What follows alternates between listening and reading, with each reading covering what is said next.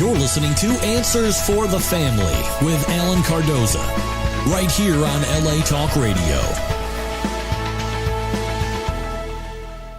Greetings to all of you listening around the world, and a warm welcome as we bring you another edition of the Answers for the Family radio show. I'm your host, Alan Cardoza, and each week this show will address issues such as family crisis intervention, building self-esteem, dealing with addictions, and many things that will improve our lives. Now, having over 30 years experience working with families in crisis, I've been fortunate to meet and work with some of the top professionals in many of the helping fields and skilled authors who are working to make this world a better place for all of us. Now, for all of you listening, I want you to know I'm looking for some show ambassadors. I'm looking for some people that will forward at least one of our shows to your social media group and to someone you know who can benefit from a particular subject. And I guarantee you, you will all know somebody that can benefit from this subject. I want everybody to know that I truly appreciate it, and this is just another way that we can make a positive difference in the lives of others. Now, got some questions for you. So first, are you overbooking and undersleeping? Has busy almost become a status symbol for you? Has having all become synonymous with doing it all? Our guest today wants to give you back your life by helping you break the busyness habit by offering realistic, step-by-step, and even fun ways to get off the busyness hamster wheel and reclaim your life and your time. With us to talk about this and more is Yvonne Tally, the co-founder of Poised, a fitness and lifestyle company located in the heart of Silicon Valley. Yvonne has been a health and wellness consultant and entrepreneur for over 20 years. She is a master neuro-linguistic programming practitioner, author, and speaker. As a meditation teacher as well, Yvonne includes guided meditation as a vital practice for revealing meaningful outcomes and focusing desired goals for professional success, physical and emotional healing, and healthy mood management. She is a classically trained chef, certified Pilates instructor, and fitness trainer. Her new book, Breaking Up with Busy, Yvonne provides readers with practical and mindful solutions for slowing down and enjoying life with a sensible balance of energetic wellness, spiritual connection, and methods for sustaining personal fulfillment. Yvonne, welcome to Answers for the Family. It's my pleasure to be with you, Alan. Well, Yvonne, first I got to tell you, I mean, you're here with a message that it's perfect timing for me, and I'll bet for many of our listeners. One of the thoughts that I had as I was doing the introduction, the classically trained chef, that was a part that I didn't know, and I thought that must conflict a little bit with the part of us that wants to that wants to stay fit. How do you make such great food and still handle that part of it? Thank you. That is a great question. Easy. I stick close to Mother Nature. I always say if it looks like it did when it came out of the ground or fell off the tree, that's my wheelhouse.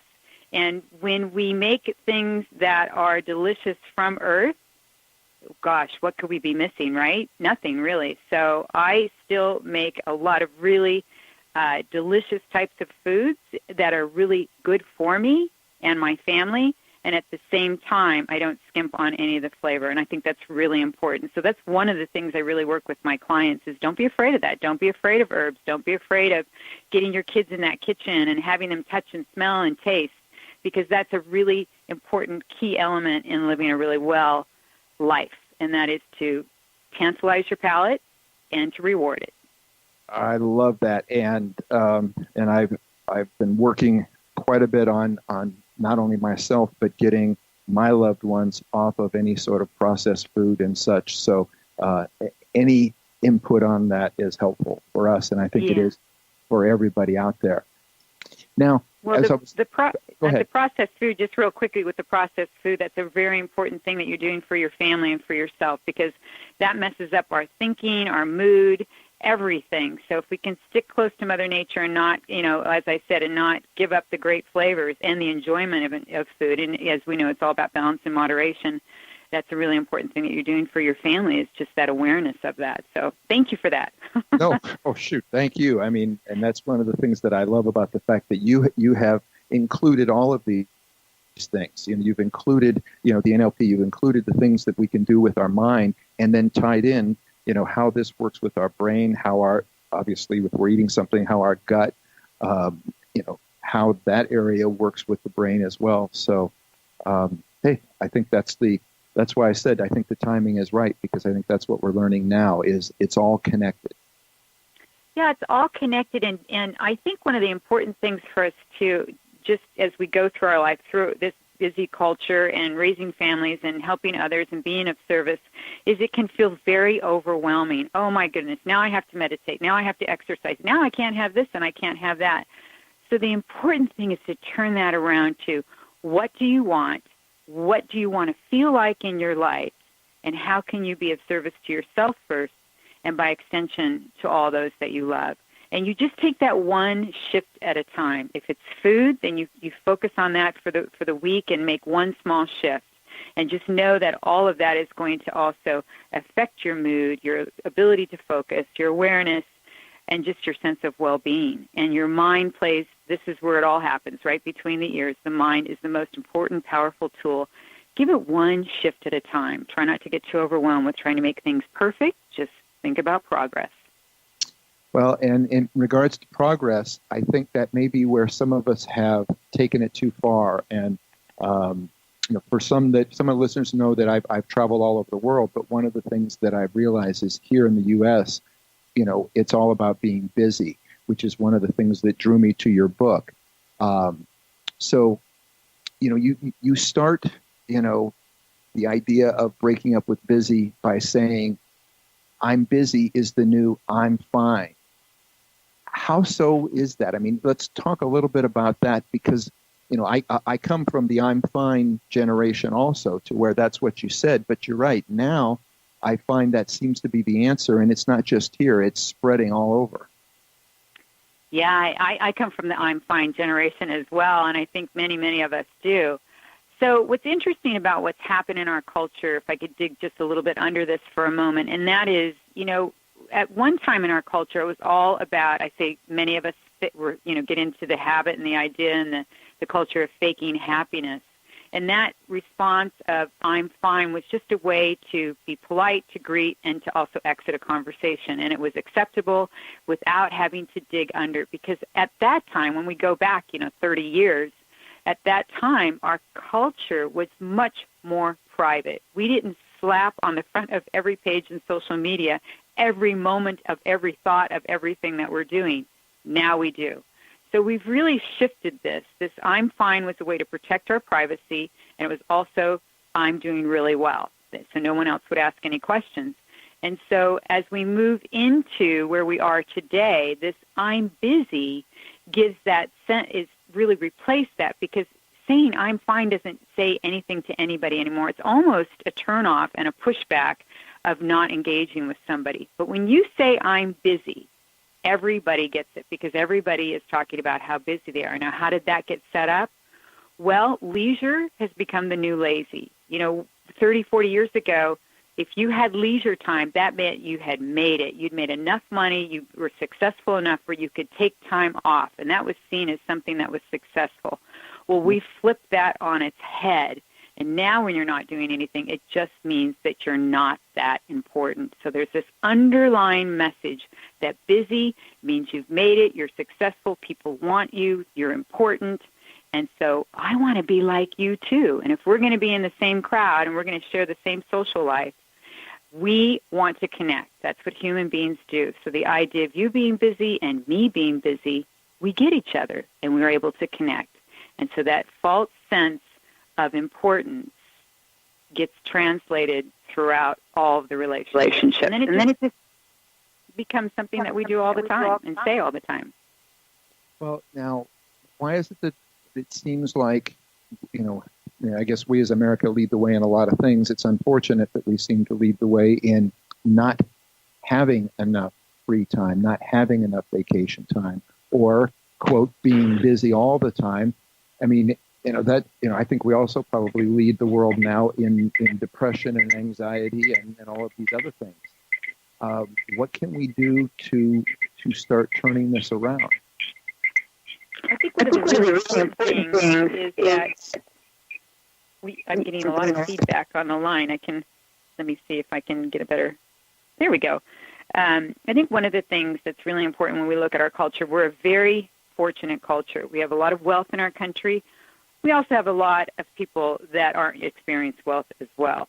But we set this up with this busy culture now, and we are very focused in our culture, in our country, about who's doing better. And so there's comparisons that are constantly going on, and this gets fed in now even so much more so through technology.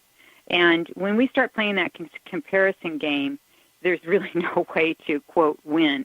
But as Americans, very many of us are really focused on getting that done. We want to be able to be the winner. We want to be able to be the best. It's in our culture. It's constantly being fed to us that is what it's about. This busyness I think, has come a lot because we are so fortunate. We spend an average of 5 hours a day on our telephones.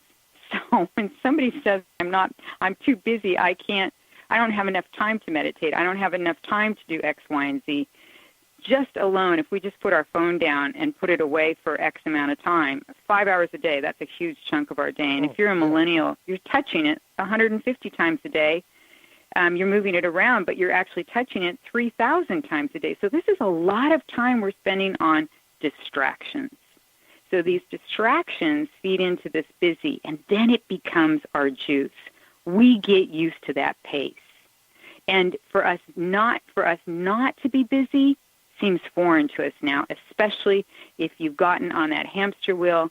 And we know very, very well now that technology has a very strong addictive quality to it. So it's about setting boundaries. Technology is absolutely fantastic. If we would not have the mobilizing of social shift and change if it weren't for technology. We certainly wouldn't have the medical advances as quickly as we have without technology. However, for all of us, technology has just stormed into our lives and into our relationships, I might add, and we haven't set the boundaries around it. It's a surprise that it's so addictive, but it is, and now we have to find some adjustments for it. Yeah, and you brought up a good point about, we're spending 5 hours on that.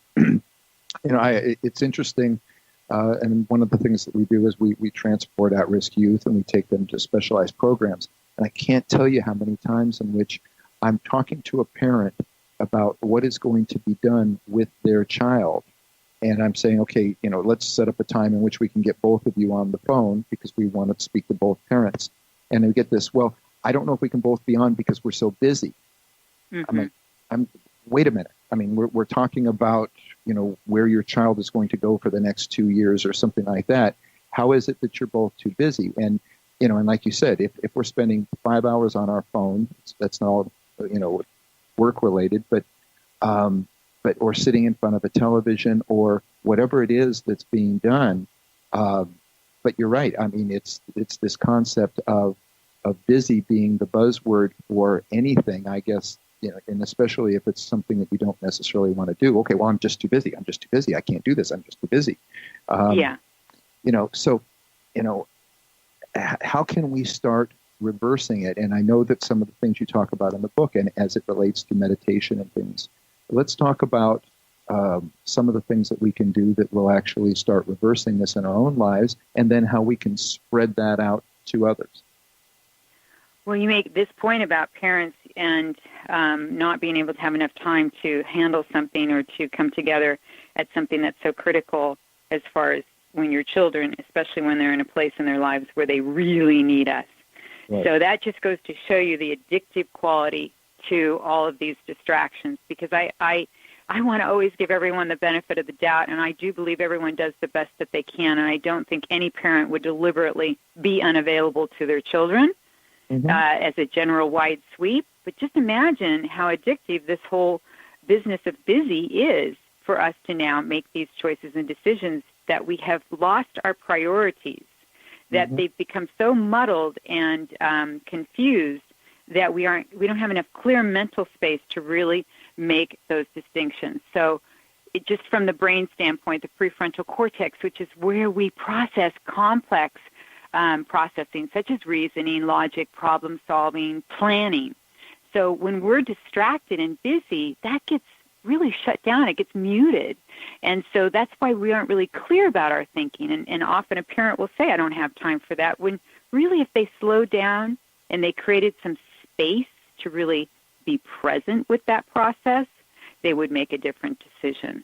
So I think what we can do to begin to slow this down, or even reverse it at some point, I'm not sure it'll be reversed, but I do think we need to have better boundaries around it, is what I say to everybody, and that's that first piece that you just said, is to physically slow down. And there's 3 things I always tell somebody when they come into my office, when I begin working with them. I say, this might sound a bit strange. Here's your homework. I want you to do 3 things. I want you to slow down the way you talk to people. I want you to slow down the way you walk. And I want you to slow down the way you drive. And I just want you to practice that, because what's going to happen is you're going to become conscious of this shift. And that will start that ball rolling, because we have to break that pace. We have to find a way to get out of that busy, distracted, constant, ongoing, all, be the best, get it pace.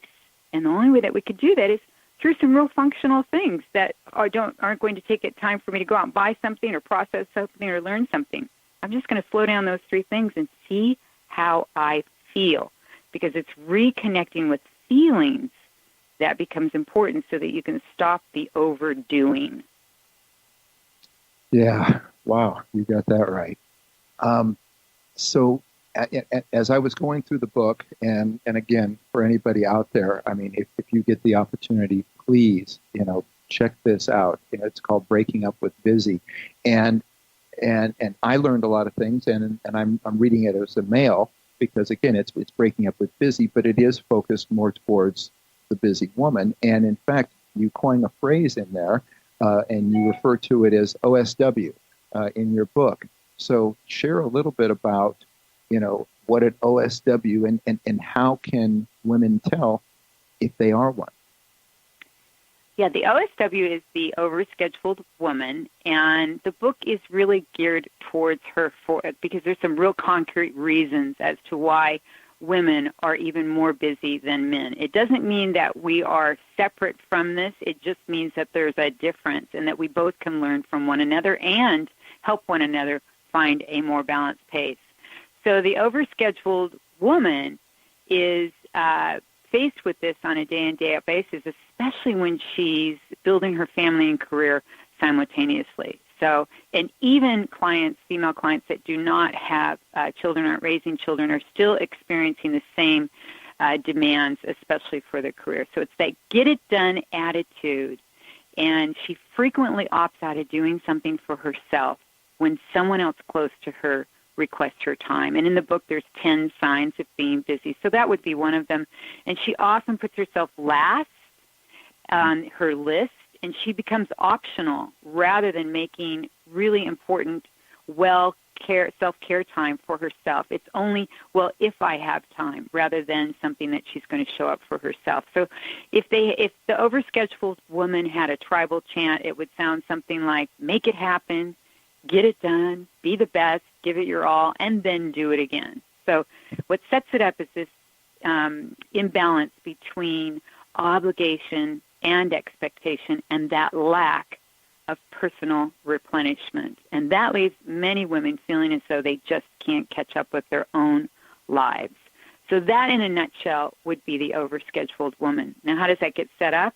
Well, we know that average women make about 80 cents on the dollar compared to men, and if you're a woman of color, that drops down to about 63 cents. And women working outside of the home, 2/3 of them have school-age children. Divorce is at, of course, the peak it's ever been before, so many of these women are caring for their families on their own. They've got to work longer hours, and we're still picking up 80% of what's called non-paid work. Those are all the things. In fact, we spend about 14 hours a day in this category, all the things that we need to do to make life go. And women are still managing that. So this is how that gets set up. You know, it's the economics, it's the expectation, it's the lack of self-care that really make it much more so for women than men. Doesn't mean they're not busy. It just means women are more busy and affected by that. Well, yeah, and again, I couldn't agree more. And we work with a lot of single mothers, and that's one of the things that we see is the fact that, you know, there's a stress over what's going on with their children, but yet they're still holding down a job. They're still taking them to whatever it may be, if it's band or if it's sports or, you know, whatever it is that they're involved in. So, you know, spinning all of these pie plates, and, you know, this coming from someone that, you know, based on you coining the phrase that, you know, I've definitely been in OSM multiple times in my life. So, believe me, I get it, and I feel for everybody going through it. So I love the fact that, you know, that we can now go to things like meditation and stuff to be able to help slow down their pace, as you said. But let's talk a little bit about the NLP, the Neuro-Linguistic Programming, and some of the techniques that are playing a big part in some of the solutions that you offer for breaking up with busy.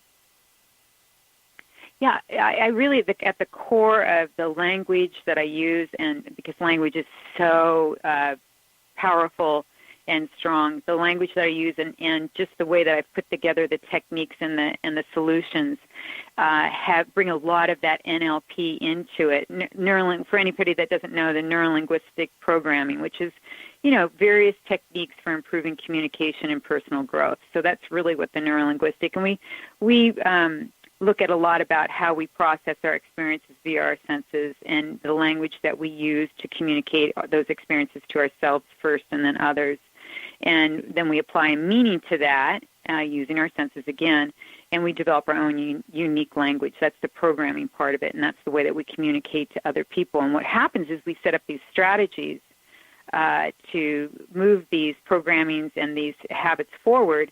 And often we do that which is great, but often we do that in a way that's not resourceful for us. So how can we begin to shift that, and how can we get out of our busy pace?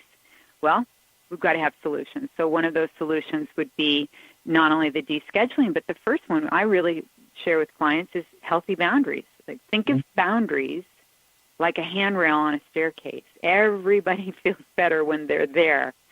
And boundaries aren't meant to keep people out. Rather, they're meant to protect personal space so that each of us can develop and protect and maintain our sense of self. So the first thing I work with the client is let's talk about those boundaries and how we can not only maintain them, but develop them. Because for many times now in families, these boundaries are so overshadowed, and in work now, too, with the technology that you can be on vacation and still get 10 texts from your boss or your coworkers, and that's not what a vacation is designed for. So boundaries have to be set. So as an example, where we would bring NLP in would be one of the techniques I use called flag your feelings, by being aware of your feelings before you get to that point where you feel resentful or uncomfortable. So simple technique to use your visual capabilities. A yellow flag would mean pause and evaluate. Yellow means you're very close to your limits, so take some time before responding.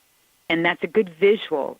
Many people that are visually stimulated and learn through visuals, this is a great way to begin to be aware of your boundaries in areas that you might feel as though you're losing your ability to set those boundaries well. So, and then a red flag would be, stop, communicate where you're at, and be firm but be kind, and then move out of that situation so that you can come back into it. So it's just about clear communication and mindful communication. Be direct and empathetic, not defensive or accusatory, and keep it simple.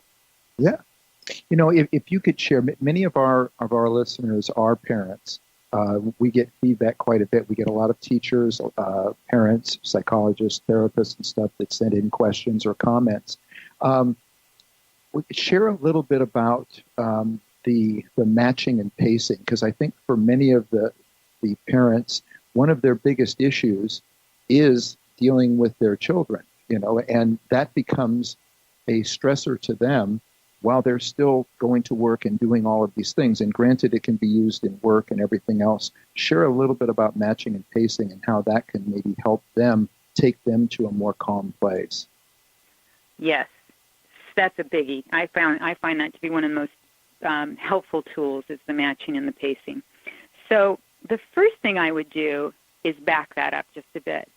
And I would share with the client, when you detach your emotional connection to the outcome, you will be in a place to listen. When we get very connected with what the outcome is on an emotional level, we cannot hear what the other person has to say, or we certainly can't hear it as effectively as we probably could if we just pull our emotions out of it. And when we're dealing with our children, that can become very difficult because we have that emotional investment. We love them, we care about them, we're worried for them, we're fearful.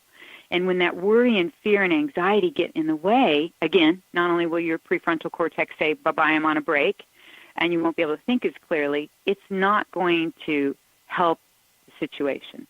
So deep breath, this is the technique I use.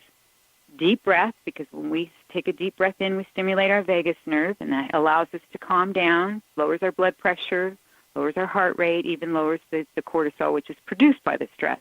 So now you're going to be able to start thinking clearly. Take a deep breath or take 5 deep breaths. We always have time to do that. Ask yourself, am I emotionally connected to the outcome? Could I disconnect from that outcome emotionally now so that I can be of service? Those are the questions. And then you move into pacing. And pacing is a way that, when I'm talking really fast and my voice is really loud, then you want to pace that same thing back to your child. And it's going to seem very manufactured and very awkward in the beginning.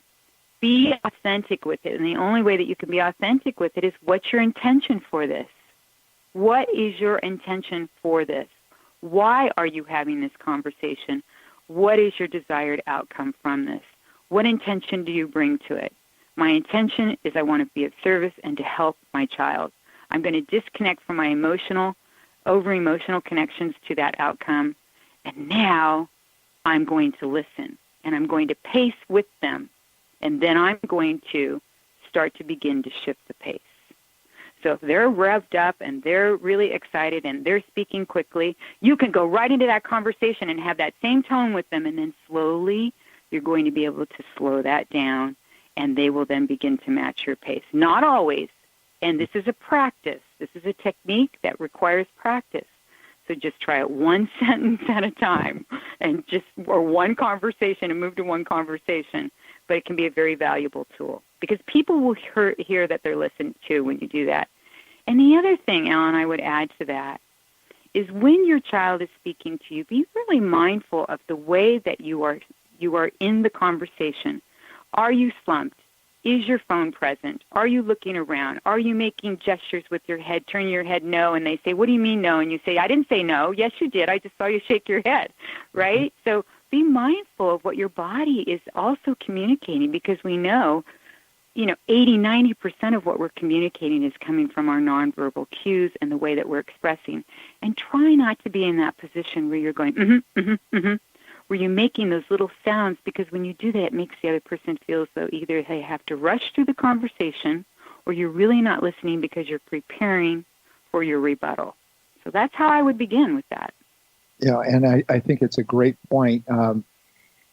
As far as, like you said, the matching and pacing part, you're not only bringing down them, but it's making you bring yourself down. It's when you mentioned about knowing yourself, that's also helping from the standpoint that you're not allowing you to be sucked into their hyper positioning at that point, or their fast speech, or their tone, or their volume.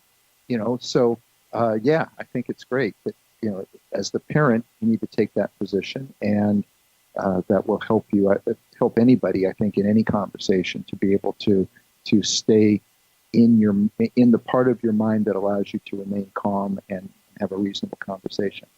That's great. Yeah, and when you're, because of the work, that fine, beautiful, so needed work that you do when you have youth at risk, I understand the situations are volatile and they are extreme. at the end of the day, we are all human beings, and we want two things. We want to be appreciated, and we want to be happy. Yep. So we want to connect also with one another. But those two things right there, we want to be appreciated. How can we show appreciation? Our children are not our property. We are the stewards. We have that beautiful opportunity to be the stewards and help and guide them. We cannot fix things for them. We can only be a guide for them. At times in our lives when they're tiny and they're small, of course, that's quite different. At some point, though, we have to take that position of being of strength and kindness all in one setting. Yep. And if you continue to fix every little thing while they're small, when something does happen when they get older, they're not going to know how to handle it. So I couldn't agree with you more. We're going to take a break. For everybody out there, please continue to listen. If you would like to follow along, or you want to start looking at some of the information on Yvonne, you can go to YvonneTally.com. That's YvonneTally.com. You can open up another window. Obviously, if you're driving, don't try this. But we're going to take a break. We will be right back. You're listening to Answers for the Family. Founded over 30 years ago to meet the needs of families in crisis, WestShield has continually focused on resolving issues that negatively impact families and businesses. Our signature therapeutic transportation service helps to ensure that adolescents in crisis are safely transported to specialized schools, programs, and treatment centers with unsurpassed experience and success. We are supported by our full-service licensed investigation agency that has legally, professionally, and compassionately located hundreds of runaways and teens. We are experienced and qualified to help, offering solutions which may include referrals to our international network of top professionals in the fields of educational consulting, psychology, psychiatry, and investigations. Simply put, WestShield Adolescent Services and WestShield Investigations are the best solutions when your family is facing a personal crisis. Call 1-800-899-8585, 24 hours a day, 7 days a week. That's 1-800-899-8585, or visit our website at westshield.com. Thank you. And we're back. We're speaking with Yvonne Tally, and we are talking about her new book, Breaking Up with Busy. And Yvonne, we have a question that's coming in. This one's coming in from a listener. This one reads, my daughter is so stressed out. She is working in a company that downsized its staff about 5 years ago while taking on more work. She was doing the job of 3 people. Over the last year, they have added staff and increased wages, but she is still overworked and afraid to complain for fear that they will replace her. She is a single parent with school loans and other financial obligations to take care of. Will your book help her find ways to cope with this situation? And that's from Betsy in Oregon. Oh, Betsy, thank you for that question and that statement of where your daughter is at, and she is not alone. Business today has really changed the dynamics in the field of how we do business, and that goes back to that no boundaries. Afraid to complain. This is a big one, especially, unfortunately, for women. When we lead with need, we will not be able to move ourselves forward. We will be stuck. So I always say, when you make a choice and a decision, never let need be a part of that is going to move you forward. Don't let the fear get in the way, because this afraid to complain, that fear is what's blocking her. So have her figure out what that fear is, and you can do that as easy as, what am I afraid of? Once she can determine that, then let's get the quote, power on her side. And I'll tell her the same thing that I tell all of my young millennial women. This is what you want to do. You set it up where you go and you interview with other companies. It's going to do a couple of things. One, it's going to get your chops, lit up as far as being able to get out and talk to other people and talk about yourself.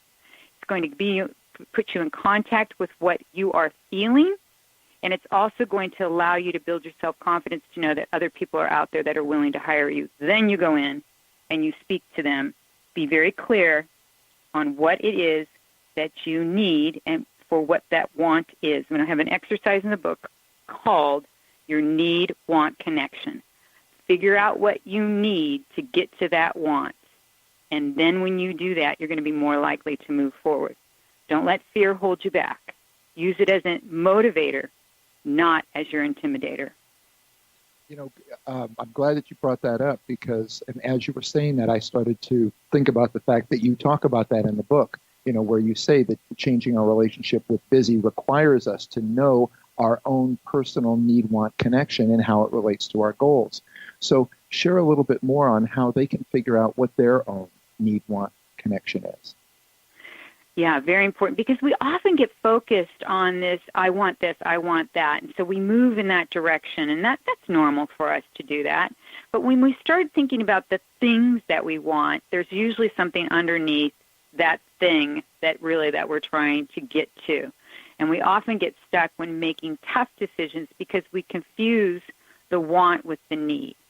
So the want represents the desire, and the need represents the essentials required to bring that desire or goal to fruition.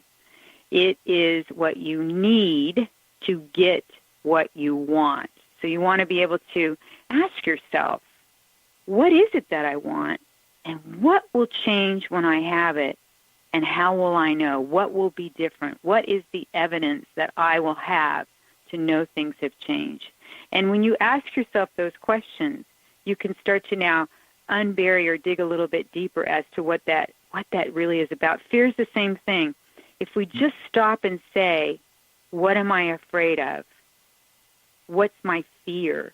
I won't be liked. I won't have a job. I won't be able to pay my bills. It's this, that, and what happens. And then what we end up doing, Alan, is we spend all of our energy into what we fear rather than what we want to create. So when we get that need-want connection clear, and then we do this second part, and that is focus on what you want, not what you fear. And that will lead you right straight into the path of making changes, shifts that will lead you more towards what you're going to feel in your life that brings you joy. Yep. And yes, and as you were saying that, it just the thought going through my mind, which I have said myself many times, you are what you focus on. So you're absolutely right. If we continue to focus on being fearful, and unfortunately we're in a time in which if anybody pays attention to anything that's going on, within the news and everything else, they know that fear is a great motivator, so they use it and they push on it, and that's their whole thing. Is we're going to focus on fear. We're just going to try to push that button as much and as long as we possibly can, and we need to get away from it. We need to, if it means turn it off or whatever, but let's get away from the fear. As you said, we are what we focus on, so let's focus on the things that we want and the goals that we want to have within ourselves, within our family, within our community. So, yes, thank you for that. Very important. Very important. It's very difficult to like you said, turn it off. Yep. Simple, turn it off.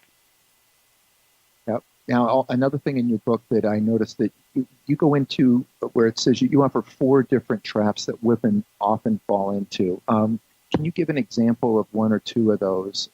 Because I think that there'll be some synergy in there where people will go, wait a minute, that's one that I fall into. Yeah, there's 4 traps that I say that really get set up for the overscheduled woman. And again, this is true for all of us, but particularly for women. And it's that being all, keeping up, saying yes, which is a big one, and overgiving. So the being all, many women fall into this trap when they feel as though it's expected of them to get it all done. This I can have everything, I can do everything, I can have it all. Well, that's true, but something's going to give. Something, to be able to sustain that idea, something is going to fall. And so often at the expense of their own well-being. So it puts enormous pressure on themselves to be everything to everyone, this being all trap.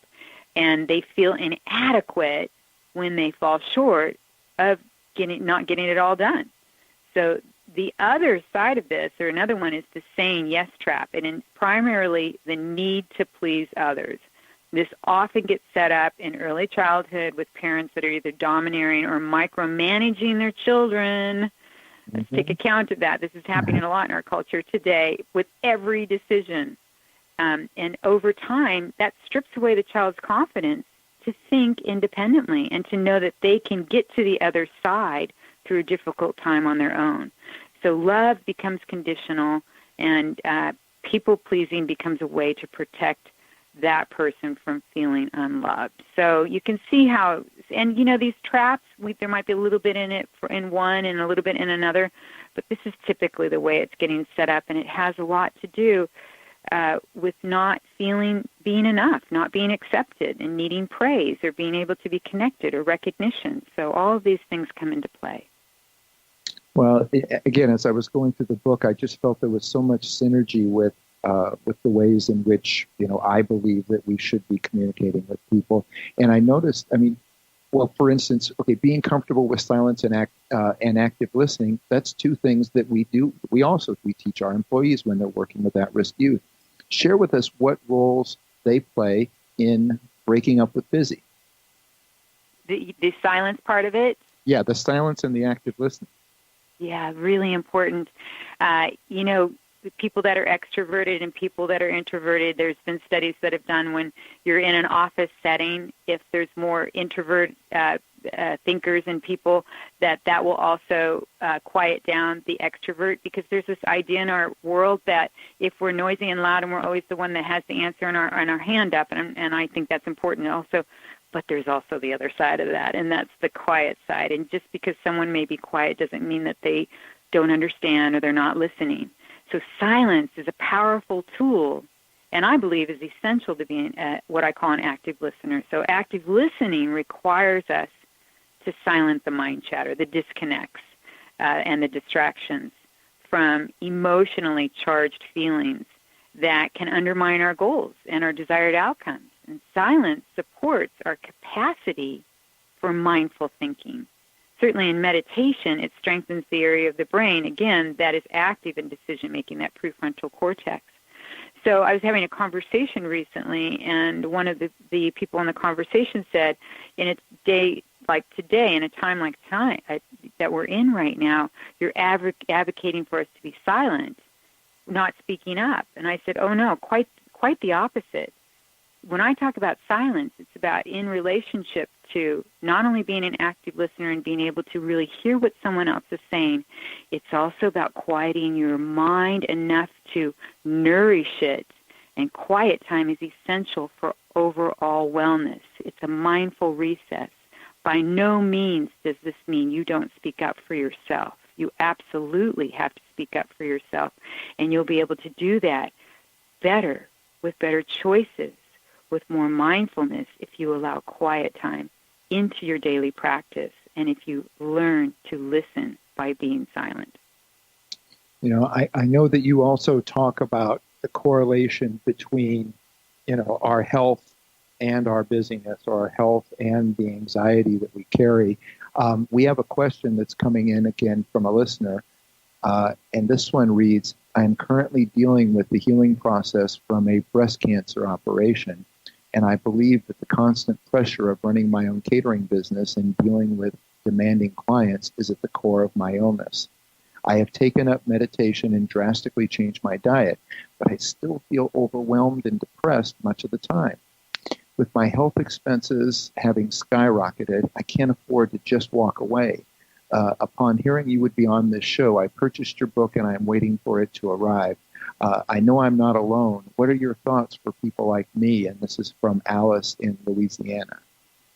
Oh, boy, I feel for Alice, number one, and sending you lots of healing energy for your recovery. A couple of things, and this is where I try to be compassionate and still at the same time very honest about some approaches that would be helpful for her. And that is, when we, again, that anxiety when it comes to our wellness, and we've gone through something that can be extremely challenging, we have to begin to change the message to ourselves. And with skyrocketing costs from any type of illness, yes, we do have to continue to work. We have to have an income. However, we have to have a boundary around that where when we think about our job, that we think about it in a way that it is an opportunity for us to move forward. So if we have that sense, that undercurrent of, I just need some time to heal and to rest, but I've got to go to work because I've got to pay the bill, that's where our attention is. So we need to change that message, that narrative to ourselves. I'm going to heal and rest in this time right now. And by the way, we've worked with, in my business, with recovering cancer patients for the last 15 years. So I'm really sensitive to this subject, and I have great empathy for you. We change that message. I am going to heal and care for myself right now, today, in this moment. Then meditate that. See your body healing. See and feel how it feels when you are in your place of wellness. Live it and wear it right now, today, as though it exists. Then when you come from your meditation into moving forward, getting up, ready to go to work, thank you. Thank you for this opportunity that I can go now into a place of business that I have built, and I can take care of the other parts of my life. And that is, at this point, as she said, the skyrocketing costs. And that overwhelming feeling, you've got to just continually practice those sacred spaces and time where I am well, I am caring for myself. I am well, I am caring for myself. Not when I get well, when I get the bills paid. Here I go again. I have to go to work, and it's too much. I feel too overwhelming. And there might be just a couple of things that you might be able to do, one or two, that could just shift that time into a space where you can begin to expand that. I am well. I am taking care of myself. And you might be able to do that by hiring somebody that could work for you as an intern, or anything along those lines. But start to think about that job or that business that you've built as your opportunity to move forward. Give it grace and thanks. It will change not only your mental, but also your spiritual wellness as well. And, Yvonne, I love how you incorporated gratitude into that, because I'm such a believer as well.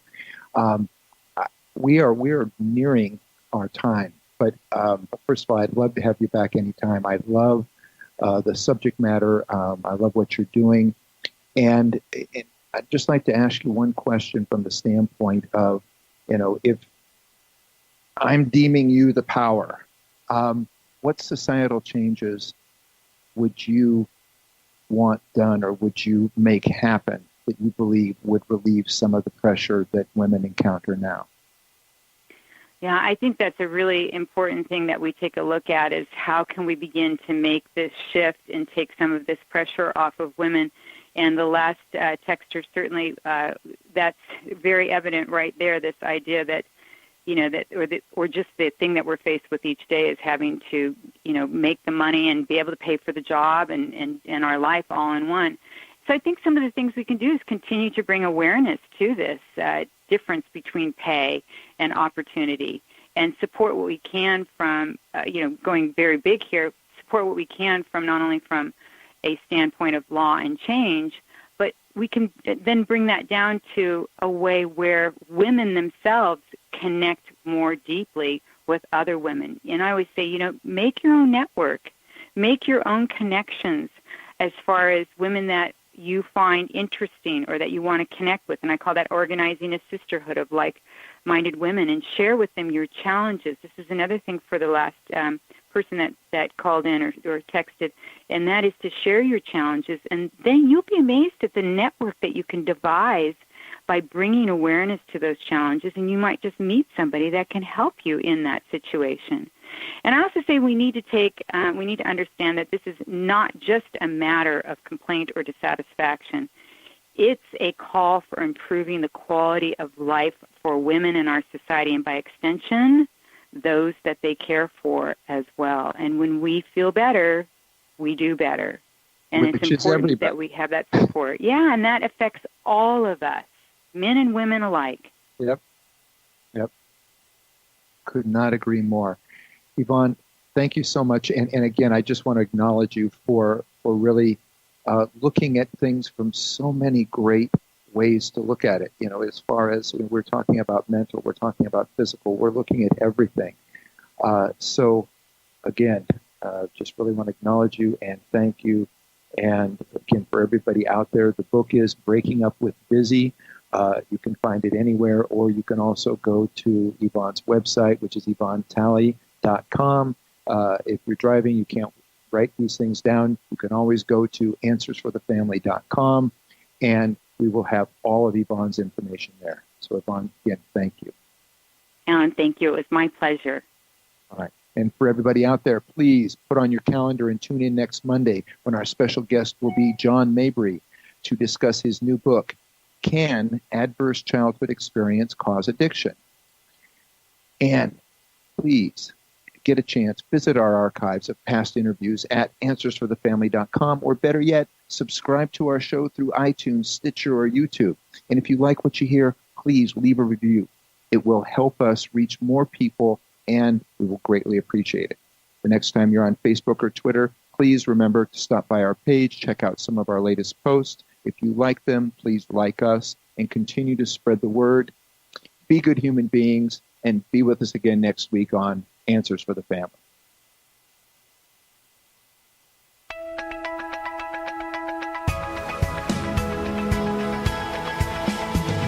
You're listening to Answers for the Family with Alan Cardoza, right here on LA Talk Radio.